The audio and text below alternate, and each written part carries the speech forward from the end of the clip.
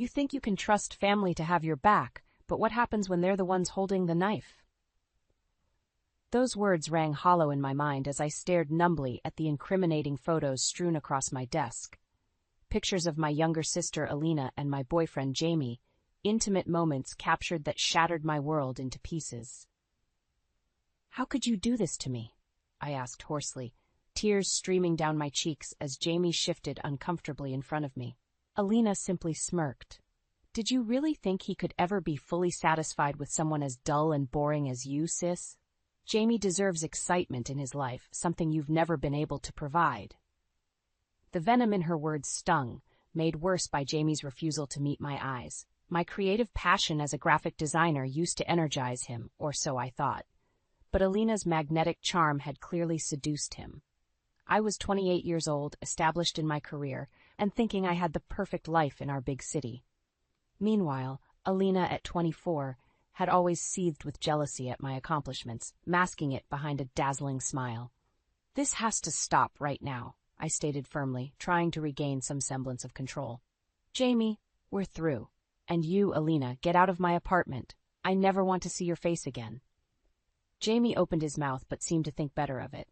Without a word, he turned and left, the slamming door an exclamation point on our now shattered relationship. Alina just laughed derisively. "Oh, Brenna, always trying to be the principled one. Without me, you'd be completely alone in this world. Deep down you know you need me more than I need you." I looked at her with a mix of heartbreak and disgust. This was my own flesh and blood, someone who was supposed to have my back. But her callous betrayal cut deeper than any wound.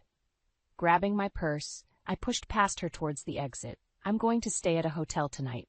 Don't be there when I get back tomorrow to collect my things." "Running away again?" she taunted. "Just like when we were kids." I tuned out her voice, her toxic words no longer able to draw a reaction. My life as I knew it lay in ruins, but I would rebuild from the ashes. Starting now, Alina was dead to me. The next day, I returned to an empty apartment, just as I had demanded. As I packed my belongings, Jamie's discarded shirts and Alina's makeup stained the space that was once my sanctuary. I knew in that moment nothing would be the same. But at least one truth had been unveiled. The person I should have been able to trust above all others was the blade that cut deepest. With my life in boxes, I left behind the ruins of my past. Where I was headed, I didn't know. But any path away from Alina's deceit and the memory of Jamie's ultimate betrayal was the right direction. Blood might be thicker than water, but for me, the blood between sisters had been irreparably poisoned. It was time to start over and rebuild myself from this broken state. It had been 3 months since I left behind the wreckage of my life in that city. The stabbing pain had subsided into a dull ache, but I couldn't shake the bitter taste of betrayal from my mouth. I had settled into a cozy studio apartment and secured a freelance graphic design gig to keep me afloat. At least work provided a temporary escape from dwelling on Alina's treachery and Jamie's unfaithfulness. Then one evening my phone rang with an eerily familiar number. Against my better judgment, I answered tentatively. "Hello? Brenna?" My traitorous sister's sickly sweet voice oozed through the line. "It's me, Alina. I've been trying to reach you." My grip tightened on the phone. "What do you want? I have nothing left to say to you." "Please, you have to hear me out," she pleaded, her tone dripping with feigned remorse. "Jamie was just a horrible mistake. I've realized how much I need my big sister in my life." I scoffed at her audacity. "You stabbed me in the back and stole my boyfriend, all because you were jealous of my life. Why should I believe a word you say?" There was a pause, and then a sniffle, like she was choking back tears. "You're right, I was spiteful and cruel. I was so envious of what you had achieved that I tried to take it for myself. I've hit rock bottom, Brenna. I have nowhere else to turn." The remorseful act was almost convincing, but then I remembered the smug satisfaction on her face as she revealed the sordid affair. "Save your crocodile tears," I snapped. "You chose to betray me, and now you have to live with the consequences. Don't contact me again." I went to hang up, but her panicked voice burst through. "Wait, I'm pregnant, and the baby is Jamie's." Those words landed like a sucker punch to the gut. I drew in a shaky breath, my mind spinning. "You're lying," I managed weakly. "This is just another one of your manipulative games." I swear on Mom and Dad's graves, she said, deadly serious now. I need your support, Brenna. You're all I have left in this world. Please. Part of me inwardly recoiled at the thought of offering any help to the person who decimated my life. But another part, the hapless sister deep within, wanted to believe there was still a shred of redeemable humanity in Alina.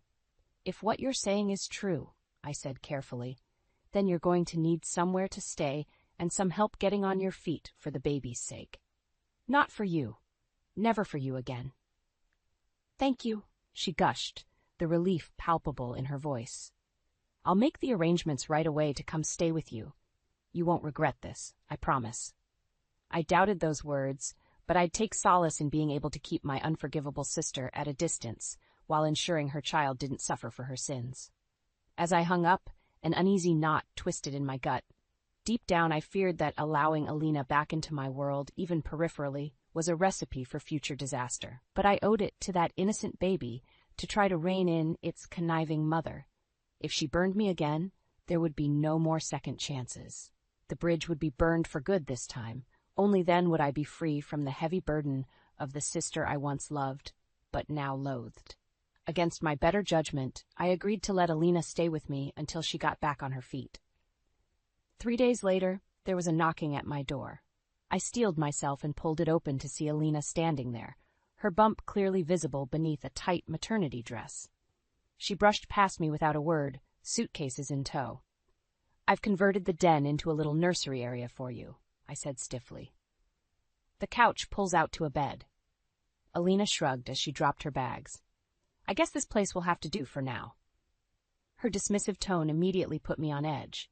Over the next few weeks, the tension was suffocating. Alina insisted on having friends over frequently to my tiny apartment, drinking wine and gossiping loudly while I tried to get work done. I felt like an intruder in my own home. One evening, I finally snapped as a raucous group spilled out of the den, clouds of smoke entering my bedroom. Get these people out of my apartment now! I barked at Alina, who was cradling her belly as she took a long drag from a cigarette. She feigned an innocent look. We're just having a little fun, Brenna. You need to learn to lighten up. That smug, infuriating look on her face, it was too much. I had dealt with her endless insults and violations of my boundaries, all for the sake of that unborn child. But enough was enough. Get out, I said, struggling to contain the rage boiling inside me. I should have never let you back into my life. Alina sneered, stabbing her cigarette into an ashtray. What? You'll throw a pregnant woman out on the streets? That's low, even for you. Her friends murmured in shock, already painting me as the villain in this encounter they had witnessed. After everything you've done to me? I fired back, tears welling in my eyes. You have the audacity to take zero accountability and act like the victim here? I turned away before letting my fury erupt and rushed out the door, needing to escape. I ended up holed up in a dingy 24-hour diner, sipping stale coffee, and wondering where my life went so horribly astray. I realized with sinking certainty that no matter how much I gave to appeasing Alina, she would never reciprocate. She was a remorseless black hole who only took and took until there was nothing left to give. I was tired of being the source that fed her insatiable need to manipulate.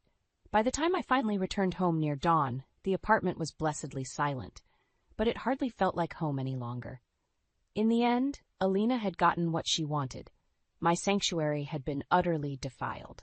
I spent the next several days dodging Alina completely by burying myself in work and heading to the office to avoid her chaos. Then one day, I got a notification that I had been evicted from my apartment due to the constant partying and noise complaints. When I confronted Alina, she played dumb. You know how wild my friends can get sometimes. I tried to keep it under control, I swear. She had undermined me once again, this time destroying my living situation through neglect and irresponsibility. Alina had won, confident that I would never actually make her leave, as her due date grew closer. But the isolation and despair of losing my home validated what I already knew. I was better off alone than continuously being tormented by my own sister's venom. With nothing left to lose, it became startlingly clear what I had to do next. I would make Alina pay dearly for her multitude of sins against me. Once and for all, she needed to atone for the trail of misery she had unleashed. An idea began formulating in my mind, a deliciously devious plan to strip away that smug facade and make her feel the ultimate consequences. Revenge would be mine. After being evicted from my apartment, I had no choice but to crash with a friend while I got back on my feet. Alina had found a place to stay as well, though I made it clear I wanted zero contact with her unless it involved the baby. A few weeks later, I was interviewing for a graphic design role at a small agency. My previous work had them practically drooling to bring me aboard. As I waited in the lobby, a tall, broad-shouldered man in a crisp suit entered and gave me a warm smile. "You must be Brenna. I'm Cole, one of the lawyers who works with the agency on contracts and whatnot."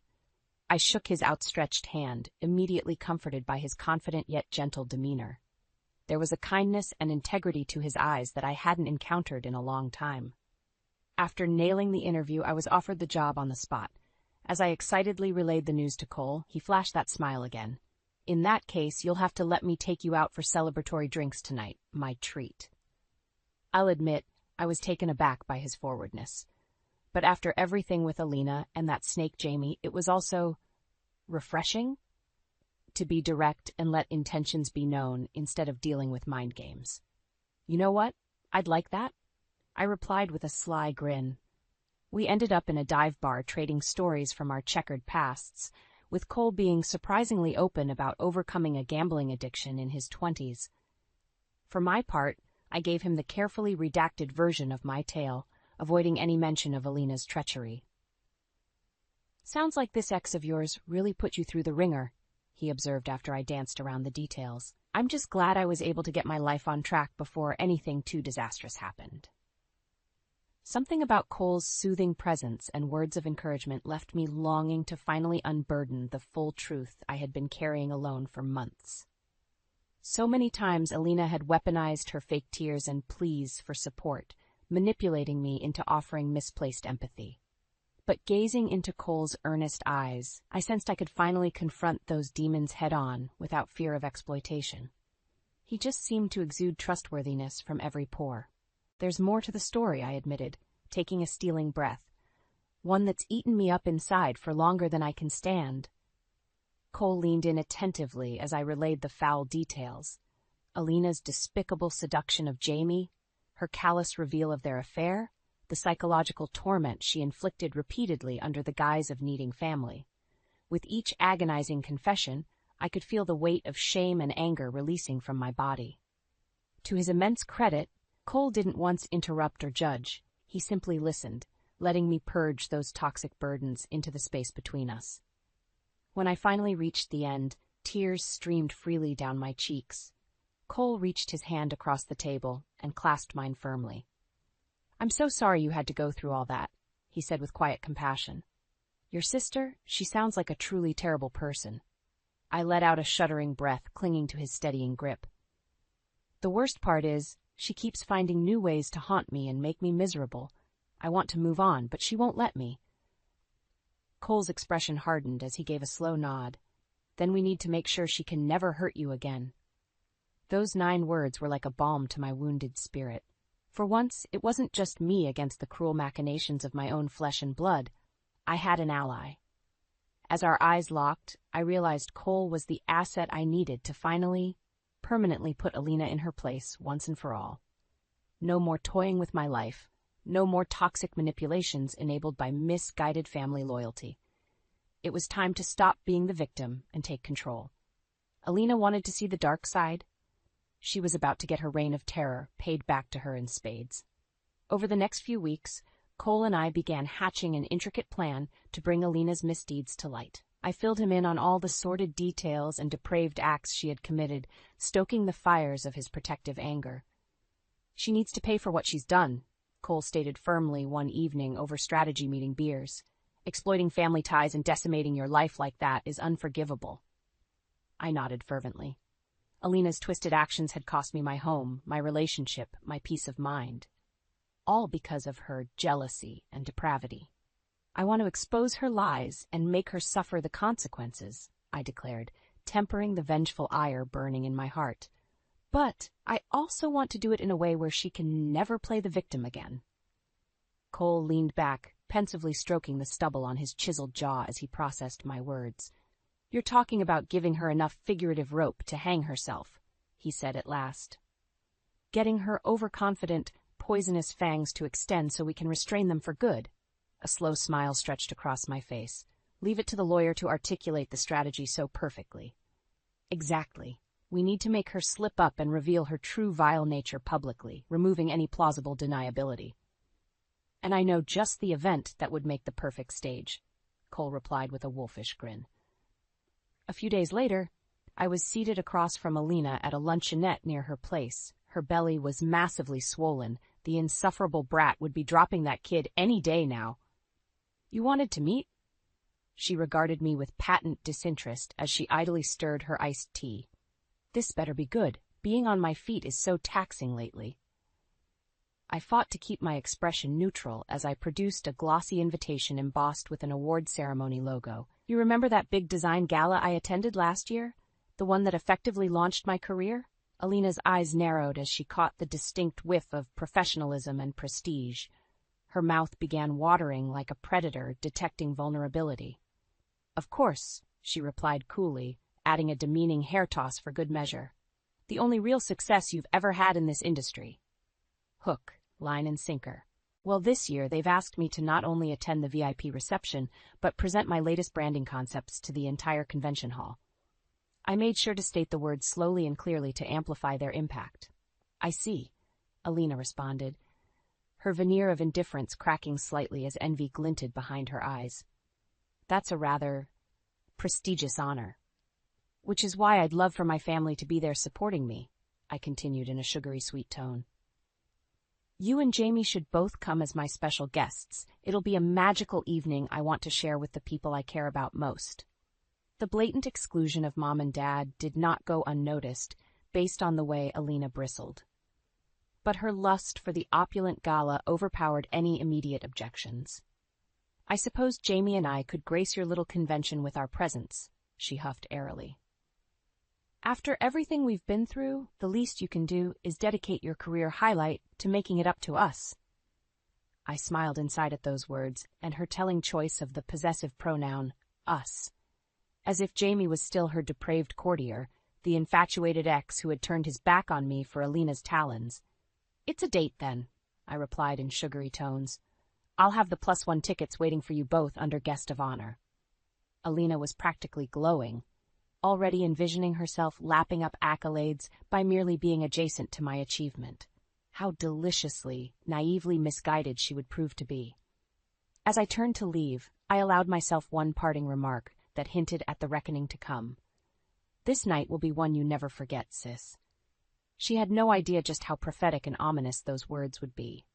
The design gala ceremony was destined to be Alina's denouement, the unraveling of her conniving character before the very audience she so desperately craved. Let the games begin. The night of the gala finally arrived. Cole and I had been meticulously planning and preparing every detail for weeks.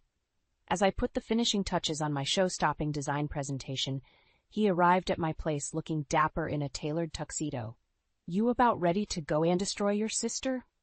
he asked with an excited glint in his eye. I took a deep breath and nodded. "More than ready. It's time for Alina's deception to finally catch up with her."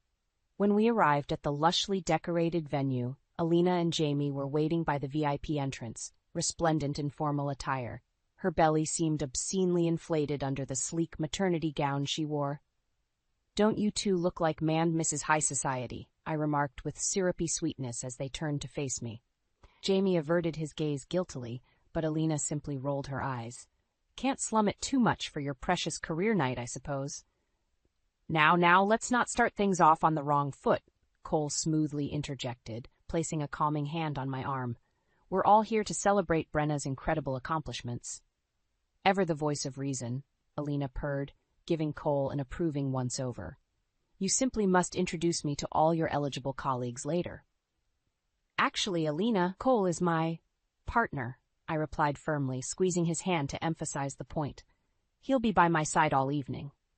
The tiniest flicker of disappointment passed over her features before that trademark predatory grin resurfaced. "How progressive of you, sis. I always suspected you batted for the other team. Cole cleared his throat uncomfortably as the double meaning hung in the air. Well, shall we make our way inside? I believe the presentations are due to start shortly. We made our way through the grandiose double doors and took our seats near the front of the elaborately decorated auditorium. The energy among the assembled crowd was electric, with chatter and clinking glasses.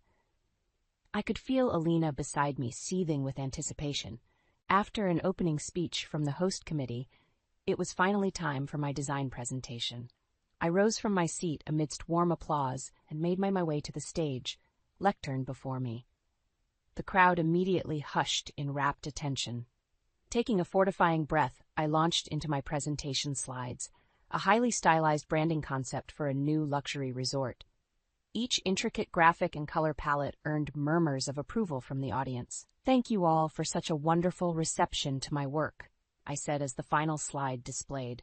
I'm truly humbled and inspired to be among such talented peers in this creative field. Alina shifted impatiently beside Cole, clearly waiting for the real show to begin.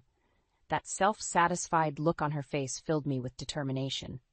Of course, I would be remiss if I didn't take this opportunity to give proper credit where it is sorely due, I continued, my voice hardening, to the person whose reprehensible misdeeds and depravity actually sowed the seeds for this conceptual rebirth.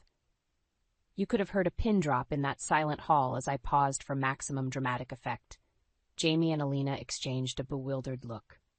Ladies and gentlemen, I proclaimed clearly and calmly, let me tell you about the heinous transgressions of my own wretched sister Alina. And with that, a torrent of revelations began spilling forth from my lips. The seduction of Jamie, the bitter jealousy towards me, the callous manipulation of family bonds. My presentation shifted to projecting shocking proof through photos, texts, audio recordings that Cole had diligently compiled. Audible gasps and murmurs of shock echoed from the stunned crowd. Alina's mouth hung open, her face draining of color as the sordid truth unraveled. You bitch! She erupted once the final piece of damning evidence played, causing her voice to overtake the mic. How dare you try to publicly shame and humiliate me?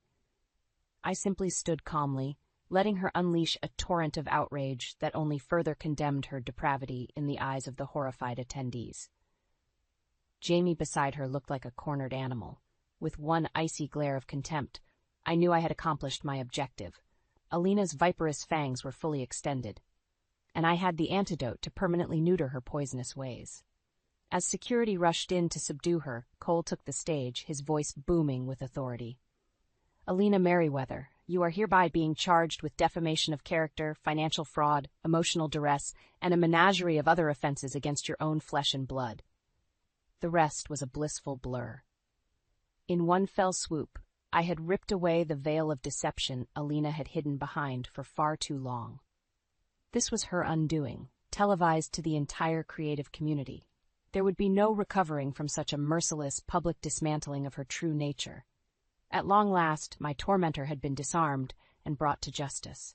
As they led her away in humiliated hysterics, I savored that gratifying realization. Revenge really was a dish best served utterly, shockingly cold. The aftermath of my public takedown of Alina at the gala was swift and severe. In the days that followed, a veritable firestorm erupted across social media and the creative industry. Influential designers, artists, and peers I had looked up to for years took to their platforms to excoriate Alina's abhorrent actions and deceitful behavior. The vitriol was scalding, emboldened by the undeniable proof I had showcased. Jamie, clearly expecting to slink away from the carnage unscathed, instead found himself just as vilified. People couldn't fathom how he could betray me in such a craven manner with my own flesh and blood. What separation was too low to stoop? As for Alina, well, let's just say her phone kept ringing with notifications of friends, colleagues, and employers alike distancing themselves at light speed. Her vain pursuit of social status and prestige spectacularly imploded in her face. I watched it all unfold like a solemn observer, sipping coffee in my apartment with Cole's reassuring presence beside me. He squeezed my hand as each fresh wave of backlash rippled outwards. No one can refute the truth of what you exposed, he said quietly. The whole world can see Alina for the toxic, soulless person she truly is. I released a deep, cathartic sigh, feeling lighter than I had in what felt like an eternity. All this time spent suffocating under her manipulative grip, and now she's the one reaping the total alienation she deserves. A slight smile played across Cole's lips. That's not all the reaping she has in store. A few days later, Alina appeared at my apartment, her disgraceful fall from grace punctuated by haggard eyes and disheveled hair. The slightest swell of her belly served as a malignant reminder of her cardinal sin against me. Happy now? She spat before I could utter a word. You've completely devastated my life and career, all for some pathetic bid at revenge. I rose calmly from the couch, straightening my spine to face her. I should have done this a hell of a lot sooner. You brought this on yourself with your repugnant actions and inability to feel any shred of remorse. Alina opened her mouth to retort, but Cole cut her off as he emerged from the hallway, briefcase in hand. I wouldn't attempt to plead any sort of defense if I were you, he stated flatly. Your endless litany of offenses is too extensive to dismiss. Alina's eyes widened in sudden apprehension as Cole snapped open the briefcase, shuffling through a stack of folders and documents inside. What are you talking about? She demanded in a wavering voice. Oh, did Brenna conveniently leave out the minor matter of the criminal proceedings we've initiated? Cole replied with a sardonic grin. Because in addition to the severe professional and societal fallout, you're also being pursued legally for your misdeeds. With deft precision, Cole began reciting an exhaustive list of charges. Financial fraud, defamation of character, emotional distress, harassment. The sheer number was dizzying. For each transgression, he brandished documented evidence in the form of bank statements, email trails, even voice recordings of her vindictive ravings. Throughout the surgical dressing down, Alina's countenance progressively drained of its former arrogant bluster. By the time Cole reached the end, her lower lip trembled and eyes glistened with impotent rage. You can't be serious? Over what, some juvenile sisterly feuding? Cole's expression hardened like steel. Over you inflicting permanent psychological devastation through repeated, calculated abuses towards your own family. Quite serious charges, I'd say. Alina said nothing, her mouth working soundlessly as the gravity of her predicament crashed down upon her. In a twisted way, I almost pitied the sniveling state she now found herself reduced to. The mighty really had fallen. Get out of my home, I said in a toneless murmur. I never want to see your wretched face again after what you've put me through. With that parting shot, Alina seemed to dissolve into a pathetic puddle of self-loathing and humiliation. She skulked from my apartment without another word, having no fight or survival instinct left after her vile soul had been extracted so ruthlessly. I turned and embraced Cole, nestling into the crook of his strong shoulder as the door clicked shut behind Alina's exit. At long last, the demon had been fully, permanently exorcised. I could breathe freely again, without her cancerous presence polluting my existence. As a new dawn rose, I reveled in the first day of reclaiming my life wholly on my own terms. Revenge could never be sweeter than this long-coveted liberation. With Alina forcibly extricated from my life, the world suddenly seemed brighter, the air crisper. Like a cancer in remission, the toxic malignancy that was my sister had been cut out, allowing healing to finally take root. In the weeks that followed her shameful departure, the fallout from my exposé at the gala continued rippling outwards in destructive waves. Alina found herself persona non grata in every professional circle, her reputation irreparably sullied. She was terminated from her posh marketing job after a tidal wave of outraged emails and calls overwhelmed the company's HR department. Self-inflicted pariah status ensured she was blacklisted from any other opportunities in the future. The legal ramifications were even more severe. I watched with a satisfied smirk as Alina shuffled into the courthouse for her first hearing, wearing an oversized coat to conceal her swollen pregnancy frame. The once radiant beauty had withered into a haggard, downtrodden shadow. Cole delivered an impassioned prosecution statement, methodically presenting all the evidence of his emotional abuse, financial misdeeds, and malicious actions compiled against me over the years. Her public defender could only sit mutely as he was buried under the overwhelming mountain of proof. Due to the severity and extent of these calculated offenses perpetrated by the defendant, We are seeking maximum punitive damages be awarded to the victim, Miss Brenna Wilkins, Cole proclaimed, shooting me a subtle wink of encouragement. I wasn't primarily concerned with monetary restitution. No amount could undo the trauma and gaslighting Alina had inflicted upon me.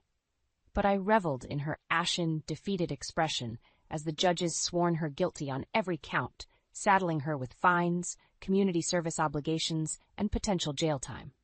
The ultimate insult was she wouldn't even be able to fall back on her false public relations skills in the future to salvage any sort of career resurrection. I had ensured her toxic reputation would forever supersede any professional competence. As the sentencing concluded, and bailiffs escorted Alina from the room in handcuffs, she finally met my eyes. The hollow, vitriolic glare she shot my way spoke volumes about the molten core of hatred still burning within her shriveled husk. A final burst of venom for the traitorous sister who orchestrated her downfall. I simply watched stoically, unmoved and unaffected by her empty, impotent rage. She had nobody to blame but herself for the miserable pit into which she now festered. I found it profoundly symbolic justice that she would likely give birth to her child under the oppressive weight of incarceration. That night, Cole took me out for a celebratory dinner at an upscale restaurant, treating me to expensive wine and desserts. As we polished off the last morsels, I caught him giving me an adoring look across the table. "What?" I asked with a slight blush at his tender gaze. "I'm just thinking about how far you've come," he replied meaningfully. "From the broken, emotionally battered person you were when we first met, to this brilliant, confident phoenix reborn from the ashes of your past traumas. You're a true inspiration, Brenna." I felt a lump catch in my throat at his heartfelt words. Cole had stood resolution at my side through all the turmoil, his solidity and compassion giving me the strength to persevere. He quite literally helped me take back my life. Without overthinking it, I reached across the table and took his hand, giving it an affectionate squeeze. "I couldn't have done any of this without you," I said softly. "You saw me at my lowest and darkest points, and still chose to believe in me and put that monster in her place. I'll never be able to repay that debt." Cole's thumb traced soothing circles over my knuckles as he gazed warmly into my eyes. "Just promise me one thing, that you'll leave the past in the past. Let the hurt and anger go, and only allow positive growth from this point forward." I felt a solitary tear of release trickle down my cheek as I gave a firm nod, absorbing the depth of his caring counsel. For far too long, Alina's toxic legacy had weighed me down and inhibited me from true self-actualization. It was finally time to shed that heavy, corroded chain forever. "You have my word," I replied, returning Cole's tender smile. With him by my side, I knew there was nothing but bright possibilities ahead. A lifetime's worth of potential awaited me, unburdened by the poisonous shackles of my own flesh and blood. For the first time in forever, I could breathe freely and choose my own destiny. Karma had ultimately had its karmic reckoning, delivering me from the torturous thrall of evil that was my sister. Moving forward, I would embrace hope, optimism, and the inner fortitude to never let such a cancerous force diminish my spirit again. A new chapter was finally free to begin.